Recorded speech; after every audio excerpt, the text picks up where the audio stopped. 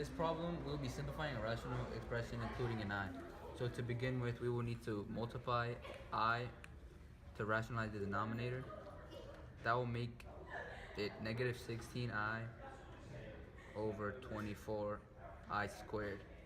Since the I is squared, that means it's a negative 1. So you'd have to multiply 24 by negative 1, making it negative 24 over negative 16I.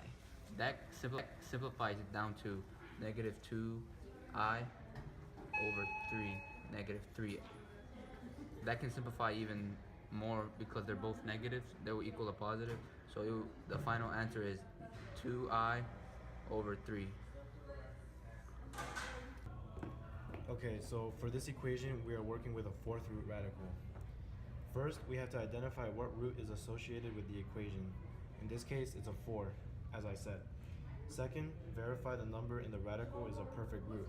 In this case, it's not. So we're going to have to use the factor tree method to break it down.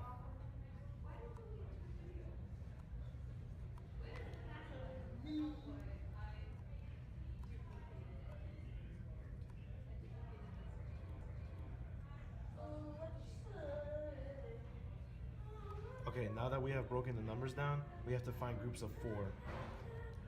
Here are 4 2's, which is one group, so we write that on the outside of the radical.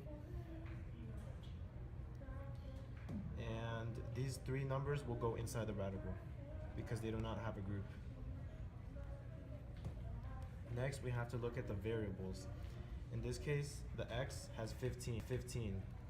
So we can put 3 x's on the outside and 1 z on the outside.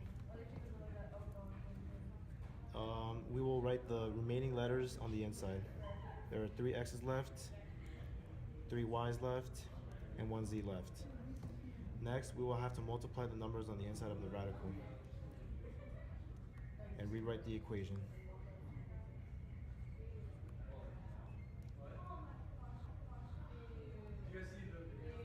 And that is how you solve a fourth root radical. Alright, so for this problem, we'll be solving for an nth root problem. So first, we'll cancel out the square root by squaring both sides. Look at the squares. Alright. So then there's gonna be 2 factors of x plus 3's. So x plus 3, which equals, as you can see, the 12x plus 9. As you can see, we got rid of the square root because we squared both sides. So now we're gonna FOIL both x plus 3's to give us x squared plus 6x plus 9 equals 12x plus 9. So I'm gonna subtract the 12x and the 9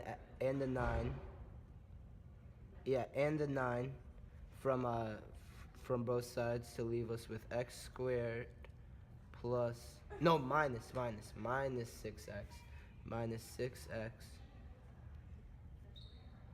equals 0. All right. This has a common denominator of x, so its factors are going to be x times x minus 6. All right. So we're going to set the variables equal to 0, so x equals 0, and x minus 6 equals 0. We're going to add a 6x over, So then there's not the 6x, just the 6 to give us x equals 6. And the other one just going to be x equals 0.